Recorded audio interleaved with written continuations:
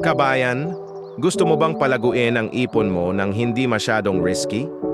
Let's talk about UITFs at time deposits.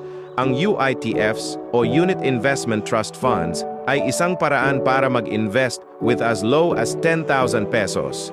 May mga expert fund managers na mag-aalaga ng investment mo. Kaya pwedeng lumago ito habang nagtatrabaho ka abroad. Kung mas gusto mo ng guaranteed returns, subukan ang time deposits. Ito ay isang secured na option kung saan alam mo na agad kung magkano ang kikitain mo sa takdang panahon.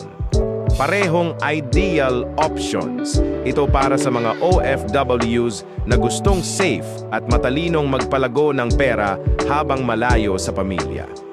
Simulan na ang journey mo sa financial freedom. Follow Kabayan Tayo on YouTube at social media for more financial tips.